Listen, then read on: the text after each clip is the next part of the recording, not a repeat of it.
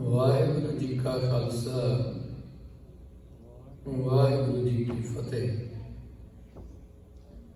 ਗੁਰੂ ਪਿਆਰੀ ਸਾਧ ਸੰਗਤ ਜੀ, ਗੁਰੂ ਦੇ ਦਰਬਾਰ ਵਿੱਚ ਜੁੜ ਕੇ ਆਪ ਸੰਗਤਾਂ ਨੇ ਗੁਰਬਾਣੀ ਕੀਰਤਨ ਬੜੇ ਪਿਆਰ ਸ਼ਰਧਾ ਸਹਿ ਸ਼ਰਵਣ ਕੀਤੇ ਨੇ। ਲੜੀਵਾਰ ਚੱਲ ਰਹੀ ਗੁਰਬਾਣੀ ਵਿਚਾਰ ਪ੍ਰਕਰਮ ਦਾ ਅੱਜ ਦਾ ਸ਼ਬਦ ਗੁਰੂ ਅਮਰਦਾਸ ਜੀ ਦਾ। ਅਸੀਂ ਪੂਜਾ ਕਿਵੇਂ ਕਰ ਸਕਦੇ ਹਾਂ? ਸਾਨੂੰ ਗੁਰਦੇਵ ਸੋਝੀ ਦੇ ਰਹੇ। ਪੁਜਾਰੀ ਤੇ ਪੂਜਾ ਇਹ ਬੜੇ ਨਿਕਟਵਰਤੀ ਸ਼ਬਦ ਨੇ। ਗੁਰੂ ਅਰਜਨ ਸਾਹਿਬ ਨੇ ਸੁਖਮਨੀ ਸਾਹਿਬ ਵਿੱਚ ਬਚਨ ਕਹੇ ਨੇ, ਕਈ ਕੋਟ ਹੋਏ ਪੂਜਾਰੀ, ਪੂਜਾ ਕਰਨ ਵਾਲੇ। ਤੇ ਜਦੋਂ ਦੇਖੀਏ ਧਰਮ ਸਥਾਨਾਂ ਤੇ ਬਹੁਤ ਮਾਤਰਾ ਵਿੱਚ ਲੋਕ ਪੂਜਾ ਕਰਨ ਲਈ ਜਾਂਦੇ ਨੇ। ਲੋਕ ਘਰਾਂ ਵਿੱਚ ਵੀ ਪੂਜਾ ਕਰਦੇ ਨੇ,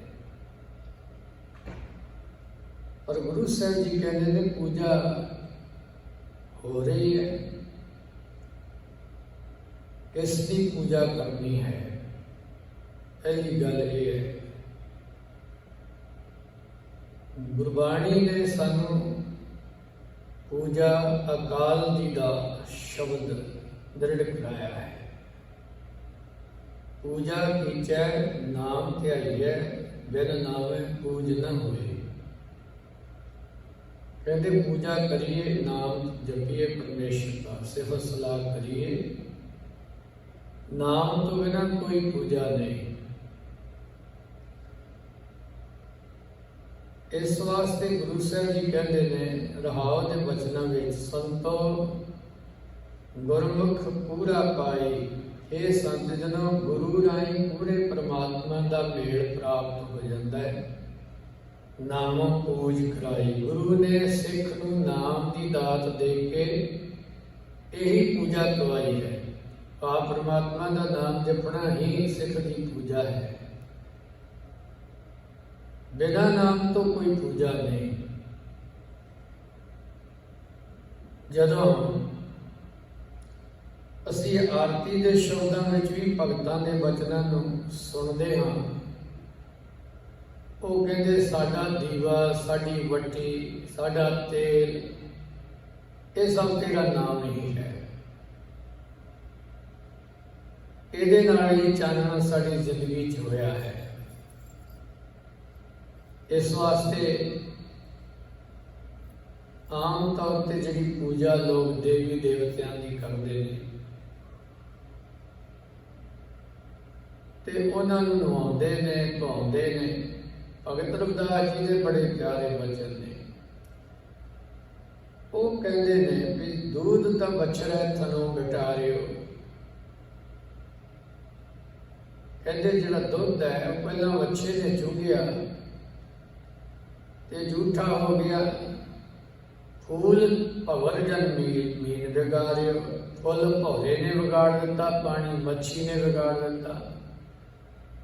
ਮਾਈ ਗੋਬਿੰਦ ਪੂਜਾ ਕਹਾਂ ਲੈ ਚਰਾਹੂੰ। ਇਹ ਭਾਈ ਗੋਬਿੰਦ ਦੀ ਪੂਜਾ ਲਈ ਮੈਂ ਕੀ ਭੇਟਾ ਕਰਾਂ? ਅਵਰ ਨ ਫੂਲ ਅਨੂਪ ਨ ਪਾਵਾਂ। ਮੈਨੂੰ ਕੋਈ ਵੀ ਜਿਹੜਾ ਫੁੱਲ ਹੈ ਸੁੱਚਾ ਨਹੀਂ ਦਿਖਾਈ ਦਿੰਦਾ। ਮੈਲਾ ਗਰ ਮੇਰੇ ਹੈ ਭਿਅੰਕਾ। ਜਿਹੜਾ ਚੰਦਨ ਹੈ ਉਹ ਸੱਪ ਲਿਪਟੇ ਹੋਏ। ਜ਼ਹਿਰੀਲੇ ਸੱਪਾਂ ਨਾਲੋਂ ਘਿਰਿਆ ਹੋਇਆ। ਬੇਕਮਰਤ ਬਸੇ ਇੱਕ ਸੰਗਾ। ਜ਼ਹਿਰ ਦੇ ਵਿੱਚ ਰਹਿੰਦਾ ਹੈ ਉਹ ਚੰਦਨ। ਜਿੱਥੇ ਉਹਦੇ ਵਿੱਚ ਖੁਸ਼ਬੂ ਹੈ ਉੱਥੇ ਜ਼ਹਿਰੀਲੇ ਸੱਪਾਂ ਨਾਲ ਢੱਕਿਆ ਹੋਇਆ ਹੈ। ਸੋ ਗੁਰਬਾਣੀ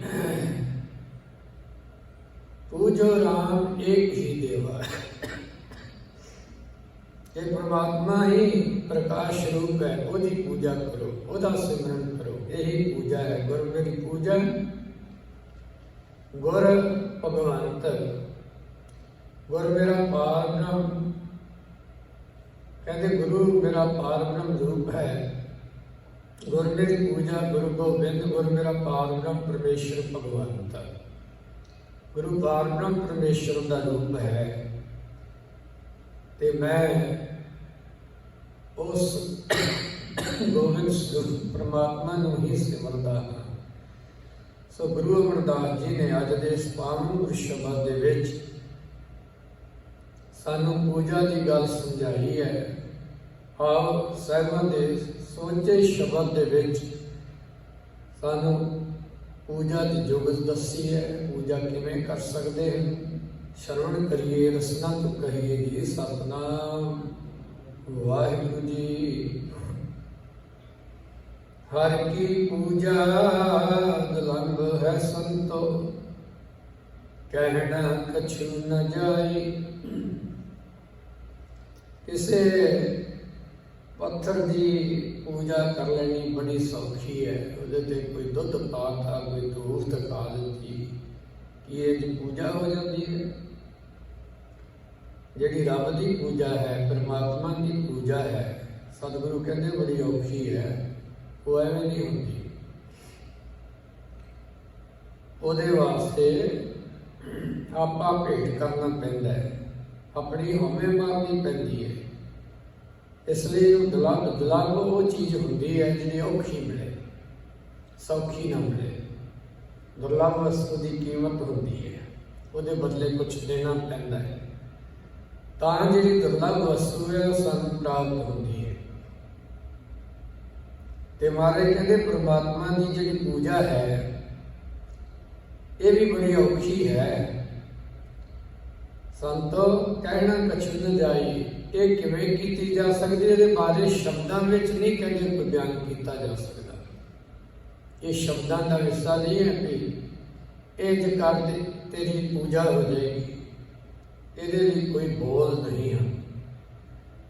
ਪਰਮਾਤਮਾ ਦੀ ਪੂਜਾ ਵਾਸਤੇ ਸੰਤੋ ਗੁਰਮੁਖ ਪੂਰਾ ਪਾਈ, ਪੂਰੇ ਗੁਰੂ ਰਾਹੀਂ ਪਰਮਾਤਮਾ ਦੀ ਪੂਜਾ ਜਿਹੜੀ ਹੈ ਉਹਦਾ ਸਾਨੂੰ ਢੰਗ ਪ੍ਰਾਪਤ ਹੋਏਗਾ। ਗੁਰੂ ਰਾਹੀਂ ਉਹ ਪੂਰਾ ਪਰਮਾਤਮਾ ਜਿਹੜਾ ਹੈ ਉਹਨੂੰ ਅਸੀਂ ਪਾ ਸਕਦੇ ਹਾਂ। ਨਾਮੋਂ ਪੂਜ ਕਰਾਈ। ਗੁਰੂ ਨੇ ਪਰਮਾਤਮਾ ਦੇ ਨਾਮ ਦੀ ਹੀ ਪੂਜਾ ਸੰਸਾਰ ਕੋਲੋਂ ਕਰਾਈ ਹੈ। ਸੋ ਸਤਿਗੁਰੂ ਮਹਾਰਾਜ ਜੀ ਨੇ ਬਾਣੀ ਦੇ ਵਿੱਚ ਥਾਂ ਥਾਂ ਤੇ ਪਰਮੇਸ਼ਰ ਦੇ ਨਾਮ ਨੂੰ ਹੀ ਉਹਦੀ ਉਸਤਤ ਲਈ ਆਰਤੀ ਦੇ ਰੂਪ ਵਿੱਚ ਵੀ ਵਰਣਨ ਕੀਤਾ। ਨਾਮ ਤੇਰੂ ਆਰਤੀ ਮੱਜਨ ਮੁਰਾਰੇ ਹਰ ਕੇ ਨਾਮ ਵਿੱਚ ਝੂਠੇ ਸਗਲ ਪਸਾਰੇ। ਨਾਮ ਤੇਰੂ ਜੀਰਾ, ਨਾਮ ਤੇਰੂ ਬਾਤੀ, ਨਾਮ ਤੇਰੂ ਤੇਲ ਲਗਮਾਏ ਉਜਿਆਰੇ। ਨਾਮ ਤੇਰੇ ਕੀ ਜੋਤ ਲਗਾਈ ਭਇਓ ਉਜਿਆਰੋ ਸਗਲ ਸੰਸਾਰੇ। ਸੋ ਕਹਿੰਦੇ ਅਸੀਂ ਜੋਤ ਵੀ ਨਾਮ ਦੀ ਜਗਾਈ ਹੈ, ਨਾਮ ਦਾ ਹੀ ਤੇਲ ਪਾਇਆ ਹੈ, ਨਾਮ ਦਾ ਹੀ ਦੀਵਾ ਜਗਾਇਆ ਹੈ। ਸੋ ਇਹ ਜਿਹੜੀ ਪੂਜਾ ਹੈ ਗੁਰੂ ਨੇ ਸੰਸਾਰ ਕੋਲੋਂ ਕਰਾਈ ਹੈ। ਇਹ ਪਰਮੇਸ਼ਰ ਦਾ ਨਾਮ ਜਪੋ, ਬਿਨਾਂ ਨਾਮ ਤੋਂ ਕੋਈ ਪੂਜਾ ਨਹੀਂ। ਪੂਜਾ ਕੀਚੈ ਨਾਮ ਧਿਆਈਏ, ਬਿਨ ਨਾਮੈ ਪੂਜ ਨਾ ਹੋਏ ਰਹਾਉ। ਹਰ ਬਿਨ ਸਭ ਕਿਛ ਮੈਲਾ, ਸੰਤੋ ਕਿਆ ਹਮ ਪੂਜ ਚੜਾਈ। ਇਹ ਸੰਤ ਜਨੋਂ ਹਰੀ ਤੋਂ ਬਿਨਾ ਸਭ ਕੁਛ ਹੀ ਮੈਲਾ ਹੈ। ਪਾਣੀ ਵੀ ਮੈਲਾ ਹੈ, ਫੁੱਲ ਵੀ ਮੈਲੇ ਨੇ, ਦੁੱਧ ਵੀ ਮੈਲਾ ਹੈ। ਤੇ ਦੱਸੋ ਕਿਹੜੀ ਚੀਜ਼ ਜੇ ਅਸੀਂ ਪੂਜਾ ਚੜਾਈਏ, ਕਿਹੜੀ ਚੀਜ਼ ਪਵਿੱਤਰ ਹੈ ਜਿਹੜੀ ਰੱਬ ਨੂੰ ਭੇਟਾ ਕਰੀਏ? ਇਹ ਸਭ ਕੁਛ ਹੀ ਜੋ ਸਾਡੀ ਵਰਤੋਂ 'ਚ ਆਉਣ ਤੋਂ ਪਹਿਲਾਂ ਇਹ ਜਿਹੜੀਆਂ ਚੀਜ਼ਾਂ ਨੇ ਉਹ ਪ੍ਰਯੋਗ ਹੋ ਚੁੱਕੀਆਂ ਨੇ। ਪਾਣੀ ਜਿਸ ਨੂੰ ਅਸੀਂ ਸੁੱਚਾ ਸਮਝਦੇ ਹਾਂ, ਉਸ ਵਿੱਚ ਰਹਿਣ ਵਾਲੇ ਜਿਹੜੇ ਜੀਅ ਨੇ ਉਹ ਹਮੇਸ਼ਾ ਹੀ ਉਹਦੇ ਵਿੱਚ ਹੀ ਰਹਿੰਦੇ ਨੇ। ਮੱਛੀਆਂ ਪਾਣੀ 'ਚ ਹੀ ਰਹਿੰਦੀਆਂ ਨੇ, ਡੱਡੂ ਪਾਣੀ ਵਿੱਚ ਹੀ ਰਹਿੰਦੇ ਨੇ। ਸੋ ਇਸ ਵਾਸਤੇ ਜਲ ਕਿਵੇਂ ਸੁੱਚਾ ਹੋਵੇਗਾ? ਜਦੋਂ ਸੁੱਚਮਤਾ ਦੀ ਗੱਲ ਸਤਿਗੁਰਾਂ ਨੇ ਪੰਡਤ ਕੋਲੋਂ ਸੁਣੀ, ਜਿਹੜਾ ਕਹਿੰਦਾ ਸੀ ਵੀ ਚੌਂਕਾ ਫੇਰਿਆ ਭੋਜਨ ਸੁੱਚਾ ਹੋ ਜਾਂਦਾ ਹੈ। ਉਹ ਰਸੋਈ 'ਚ ਲੱਕੜਾਂ ਵੀ ਧੋ ਕੇ ਚੌਂਕਾ ਫੇਰ ਕੇ ਗੋਬਰ ਆਦਿ ਫੇਰ ਕਹਿੰਦਾ ਸੀ ਵੀ ਇਹ ਹੁਣ ਜਿਹੜਾ ਸੁੱਚਾ ਹੋ ਗਿਆ, ਸੁੱਚਾ ਹੋਏ ਕਿ ਜੀਵਿਆ ਲੱਗਾ ਪੜਨ ਸਲੋਕ ਕੋਥੀ ਜਾਏ ਸਟਿਆ ਕਿਸੇ ਲੱਗਾ ਦੋ ਅਨ ਦੇਵਤਾ ਪਾਣੀ ਦੇਵਤਾ ਬੈਸੰਤਰ ਦੇਵਤਾ ਲੋੜ ਪੰਜਵਾਂ ਪਾਇਆ ਕਿਰਤ ਤਾ ਹੁਆ ਪਾਪ ਪਵਿੱਤ ਪਾਪੀ ਸੁਲਤਾਨ ਗੱਡਿਆ ਥੁੱਕਾ ਪਈਆਂ ਤੇ ਗੁਰੂ ਸਾਹਿਬ ਨੇ ਕਿਹਾ ਇਹ ਅਨਪੜ੍ਹੀ ਹੈ ਤੇ ਪਵਿੱਤਰ ਸੀ, ਇਨਸਾਨ ਦੇ ਪੇਟ ਵਿੱਚ ਜਾ ਕੇ ਉਹ ਗੰਦਗੀ ਦਾ ਰੂਪ ਬਣ ਗਿਆ ਤੇ ਉਹਨੂੰ ਬਾਹਰ ਸੁੱਟ ਆਏ ਕੋ ਥਾਂ ਜਿਸੇ ਲੋਕ ਥੁੱਕਦੇ ਨੇ। ਔਰ ਮਹਾਰਾਜ ਨੇ ਕਿਹਾ ਜਿਤ ਮੁਖ ਨਾਮ ਨ ਉਚਰੇ ਤਿਤ ਮੁਖ ਥੁੱਕਾਂ ਪਾਏ, ਜਿਹੜੇ ਨਾਮ ਮੁਖ ਤੋਂ ਨਾਮ ਨੇ ਉਚਾਰਨ ਕੀਤਾ ਜਾਂਦਾ ਉਹ ਵੀ ਜਿਹੜੇ ਇਹੋ ਜਿਹੇ ਜੀਵਨ ਨੇ ਉਹਨਾਂ ਤੇ ਵੀ ਥੁੱਕਾਂ ਹੀ ਪੈਂਦੀਆਂ ਨੇ। ਵਿੜ ਨਾਮੇ ਰਸ ਖਾਏ ਜਿਤ ਮੁਖ ਨਾਮ ਨ ਉਚਰੇ ਵਿੜ ਨਾਮੇ ਰਸ ਖਾਏ ਨਾਨਕ ਇਵੇਂ ਜਾਣੀਏ ਤਿਤ ਮੁਖ ਥੁੱਕਾਂ ਪਾਏ। ਸੋ ਗੁਰੂ ਸਾਹਿਬ ਜੀ ਜਿਹੜੀ ਸਾਨੂੰ ਸੁਚਮਤਾ ਵਾਲੀ ਗੱਲ ਦੱਸਦੇ ਨੇ ਕਿ ਕੇਵਲ ਪ੍ਰਮਾਤਮਾ ਹੀ ਸੁੱਚਾ ਹੈ। ਕਉ ਪੰਡਿਤ ਸੁੱਚਾ ਕੌਣ ਠਾਉ ਜਹਾਂ ਬੈਸ ਹੋਂ ਭੋਜਨ ਖਾਉ। ਸੋ ਹਰ ਬਿਨ ਸਭ ਕੁਛ ਮੈਲਾ, ਹਰੀ ਪ੍ਰਮਾਤਮਾ ਤੋਂ ਬਿਨਾ ਸਭ ਕੁਛ ਹੀ ਮੈਲਾ ਹੈ। ਗੁਰੂ ਸਾਹਿਬ ਨੇ ਤਾਂ ਇੱਥੋਂ ਤੱਕ ਕਹਿ ਦਿੱਤਾ ਮੈਲਾ ਬ੍ਰਹਮਾ ਮੈਲਾ ਇੰਦ ਰਵ ਮੈਲਾ ਮੈਲਾ ਹੈ ਚੰਦ ਮੈਲਾ ਬਲਤਾ ਇਹ ਸੰਸਾਰ, ਸਾਰਾ ਸੰਸਾਰ ਮੈਲਾ ਹੈ, ਚੰਦਰਮਾ ਮੈਲਾ ਹੈ, ਸੂਰਜ ਮੈਲਾ ਹੈ, ਸਭ ਕੁਛ ਮੈਲਾ ਹੈ। ਸੋ ਇੱਕ ਪਰਮਾਤਮਾ ਹੈ ਜੋ ਨਿਰਮਲ ਹੈ, ਪਵਿੱਤਰ ਹੈ, ਸ਼ੁੱਧ ਹੈ। ਇਸ ਲਈ ਮਹਾਰਾਜ ਜੀ ਕਹਿੰਦੇ ਹਰੀ ਤੋਂ ਬਿਨਾਂ ਸਭ ਕੁਛ ਮੈਲਾ ਹੈ। ਸੰਤ ਜਨੋ ਕਿਹੜੀ ਚੀਜ਼ ਹੈ ਜਿਹੜੀ ਉਸ ਨਿਰਮਲ ਪਰਮਾਤਮਾ ਦੇ ਦਰ ਤੇ ਮੈਂ ਭੇਟਾ ਕਰਾਂ।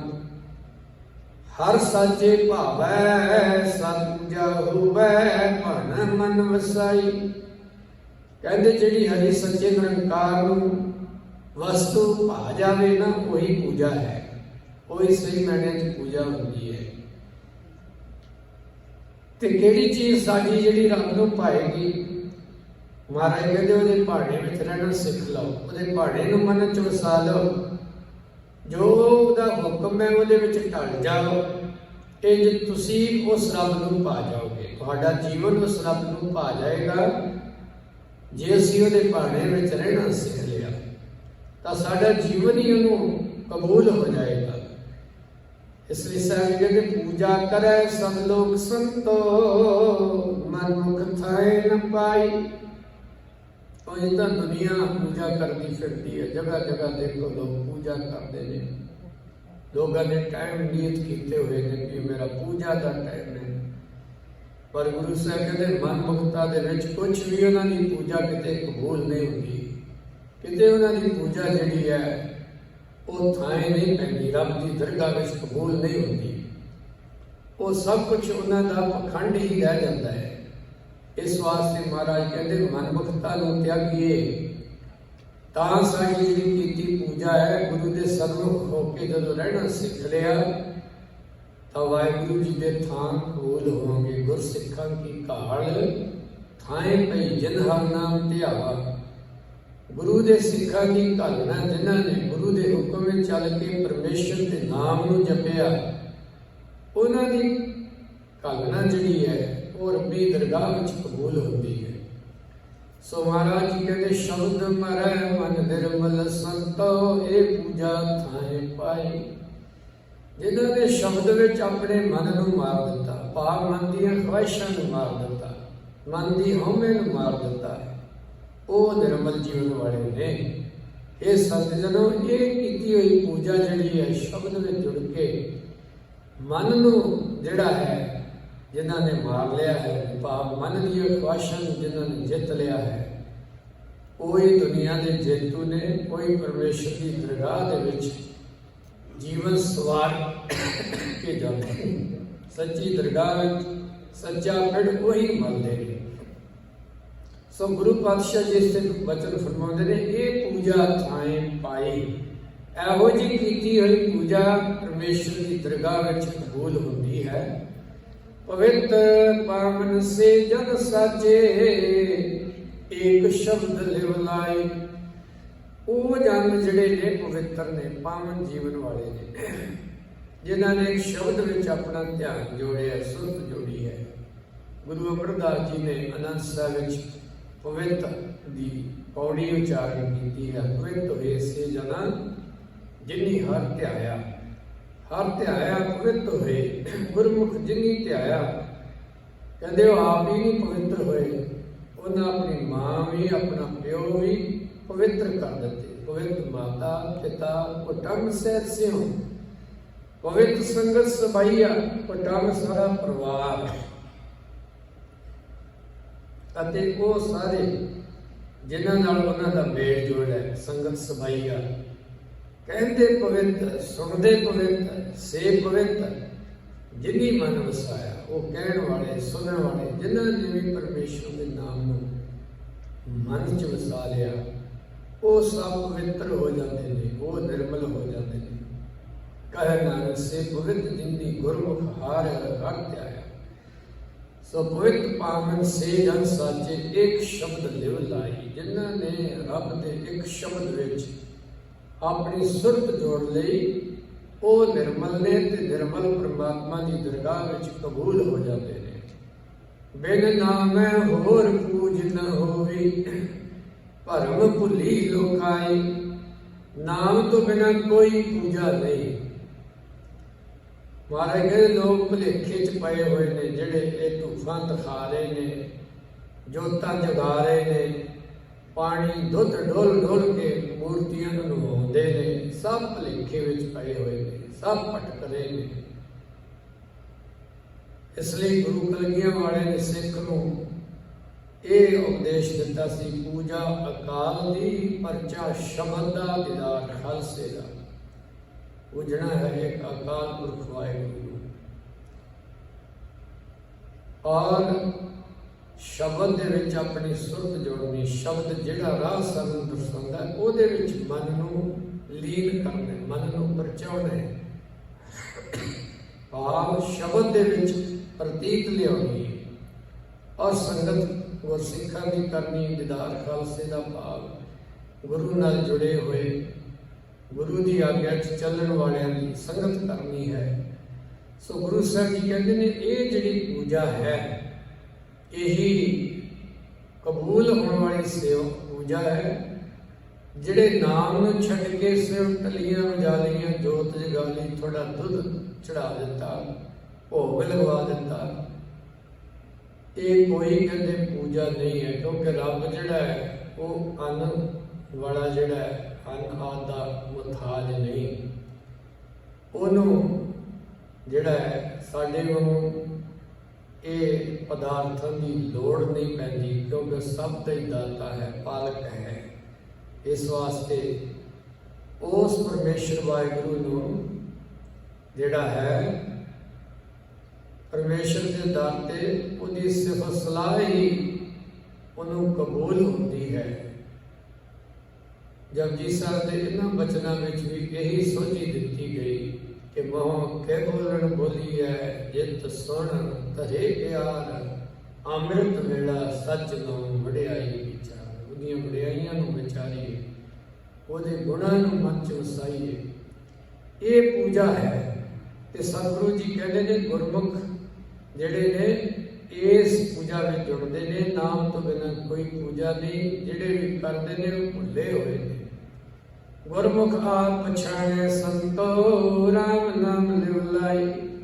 ਤੇ ਗੁਰਮੁਖ ਗੁਰੂ ਦੀ ਸਿੱਖਿਆ ਵਿੱਚ ਆਪੇ ਦੀ ਪੜਚੋਲ ਕਰਦੇ ਨੇ, ਆਪਣੇ ਆਪ ਨੂੰ ਪਛਾਣਦੇ ਨੇ, ਪਰਮੇਸ਼ਰ ਦੇ ਨਾਮ ਵਿੱਚ ਆਪਣੀ ਸੁਰਤ ਨੂੰ ਜੋੜਦੇ ਨੇ। ਆਪੇ ਨਿਰਮਲ ਪੂਜ ਕਰਾਏ, ਗੁਰ ਸ਼ਬਦੀ ਥਾਏ ਪਾਈ। ਆਪ ਹੀ ਵਾਹਿਗੁਰੂ ਉਹਨਾਂ ਨੂੰ ਨਿਰਮਲ ਪੂਜਾ ਕਰਾਉਂਦਾ ਹੈ। ਗੁਰੂ ਦੇ ਸ਼ਬਦ ਦੇ ਰਾਹੀਂ ਉਹਨਾਂ ਨੂੰ ਆਪਣੇ ਖਜ਼ਾਨੇ ਵਿੱਚ, ਆਪਣੇ ਟਿਕਾਣੇ 'ਚ ਕਬੂਲ ਕਰ ਲੈਂਦਾ ਹੈ। ਪੂਜਾ ਕਰੇ ਪਰ ਵਿਧ ਨਹੀਂ ਜਾਣ, ਦੂਜੇ ਭਾਏ ਮਲ ਲਾਈ। ਲੋਕ ਪੂਜਾ ਤੇ ਕਰਦੇ ਨੇ, ਪਰ ਉਹਨਾਂ ਨੂੰ ਵਿਧੀ ਦਾ ਹੀ ਨਹੀਂ ਪਤਾ। ਜਦੋਂ ਵੀ ਲੋਕ ਅੱਜਕੱਲ ਇਹ ਵੀ ਵਿਧੀ ਦੇ ਨਾਲ ਅਸੀਂ ਇਹ ਕੰਮ ਕਰ ਰਹੇ ਹਾਂ। ਫਲਾਣੇ ਬਾਬਿਆਂ ਨੇ ਸਾਨੂੰ ਇਹ ਵਿਧੀ ਦੱਸੀ ਹੈ, ਇਹ ਢੰਗ ਦੱਸਿਆ ਹੈ। ਗੁਰੂ ਸਾਹਿਬ ਕਹਿੰਦੇ ਨੇ ਐਸੇ ਲੋਕ ਵਿਧੀ ਨੂੰ ਜਾਣਦੇ ਹੀ ਨਹੀਂ, ਉਹ ਸਗੋਂ ਹੋਰ ਪਖੰਡ ਦੇ ਵਿੱਚ ਲੱਗੇ ਰਹਿੰਦੇ ਨੇ। ਪੂਜਾ ਕਰੇ ਪਰ ਵਿਧ ਨਹੀਂ ਜਾਣੇ, ਦੂਜੇ ਭਾਏ ਮਲ ਲਾਏ। ਉਹਨਾਂ ਦੇ ਅੰਦਰ ਭਾਏ ਜਿਹੜਾ ਹੈ ਨਾ ਉਹ ਦੂਜਾ ਹੁੰਦਾ ਹੈ, ਖੁਆਇਸ਼ਾਂ ਸੰਸਾਰੀ ਹੁੰਦੀਆਂ ਨੇ। ਉਹ ਪੂਜਾ ਕਰਨ ਦੇ ਆਸਰੇ ਨਾਲ ਦੁਨਿਆਵੀ ਪਦਾਰਥਾਂ ਦੀ ਹੀ ਚਾਹਤ ਲਈ ਸਭ ਕੁਝ ਕਰ ਰਹੇ ਹੁੰਦੇ ਨੇ। ਇਹ ਸਗੋਂ ਜੀਵਨ ਵਿੱਚ ਹੋਰ ਮੈਲ ਨੂੰ ਲਾ ਲੈਂਦੇ ਨੇ। ਗੁਰਮੁਖ ਹੋਵੈ ਸੋ ਪੂਜਾ ਜਾਣੈ, ਭਾਣਾ ਮਨ ਵਸਾਈ। ਜਿਹੜੇ ਗੁਰਮੁਖ ਨੇ ਉਹ ਪੂਜਾ ਦੀ ਜੁਗਤ ਨੂੰ ਜਾਣਦੇ ਨੇ। ਭਾਵ ਗੁਰੂ ਰਾਹੀਂ ਗੁਰੂ ਦੇ ਦੱਸੇ ਉਪਦੇਸ਼ ਤੇ ਚੱਲ ਕੇ ਰੱਬੀ ਭਾਣੇ ਰਜਾ ਵਿੱਚ ਰਹਿੰਦੇ ਨੇ। ਇਹ ਭਾਣੇ ਵਿੱਚ ਚੱਲਣਾ ਹੀ ਅਸਲ ਪੂਜਾ ਹੈ। ਦੁੱਖ ਸੁੱਖ ਵਿੱਚ ਭਾਣੇ ਵਿੱਚ ਖੁਸ਼ ਰਹਿਣਾ ਇਹ ਪੂਜਾ ਹੈ ਪਰਮਾਤਮਾ ਦੀ।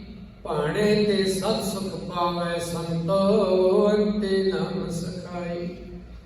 ਤੇ ਮਹਾਰਾਜ ਜੀ ਕਹਿੰਦੇ ਹੈ ਸੰਤ ਜਨੋ, ਭਾਣੇ ਵਿੱਚ ਰਹਿ ਕੇ ਉਹ ਸਾਰੇ ਸੁੱਖ ਪਾ ਲੈਂਦੇ ਨੇ। ਅੰਤ ਨੂੰ ਜਿਹੜਾ ਸਾਥ ਦੇਣ ਵਾਲਾ ਸਾਥੀ ਹੈ ਪਰਮੇਸ਼ਰ ਦਾ ਨਾਮ, ਉਹ ਭਾਣੇ ਵਿੱਚ ਰਹਿ ਕੇ ਹੀ ਪ੍ਰਾਪਤ ਹੁੰਦਾ ਹੈ। ਉਹਦੀ ਰਜਾ ਵਿੱਚ ਢਲਿਆ ਹੀ ਅਸੀਂ ਉਹਦਾ ਨਾਮ ਜਪ ਸਕਦੇ ਹਾਂ। ਤੇ ਇਹ ਨਾਮ ਹੀ ਅਖੀਰ ਵੇਲੇ ਸਾਡਾ ਸਾਥੀ ਬਣਦਾ ਹੈ। ਇਹ ਸ਼ਬਦ ਦੇ 12 ਅੰਕ ਇੱਥੇ ਪੂਰੇ ਹੋਏ ਤੇ 13 ਬਾਕੀ ਰਹਿੰਦੇ ਨੇ। ਉਹਨਾਂ ਦੀ ਅੱਗੇ ਵਿਚਾਰ ਸ਼ਰਵਣ ਕਰਨੀ ਜੀ। ਇੰਨੀ ਹਾਜ਼ਰੀ ਪ੍ਰਵਾਨ ਕਰਨੀ। ਗੁਰੂ ਅਮਰਦਾਸ ਜੀ ਨੇ ਸਾਨੂੰ ਪੂਜਾ ਦੀ ਜੁਗਤ ਸਮਝਾਈ ਹੈ ਕਿ ਰੱਬੀ ਗੁਣਾ ਉਹਦੀ ਸਿਫਤ ਸਲਾਹ ਦੇ ਵਿੱਚ ਆਪਣਾ ਜੀਵਨ ਜੋੜੀਏ। ਗੁਰੂ ਨੇ ਸਾਨੂੰ ਜਿਸ ਰਾਹ ਤੇ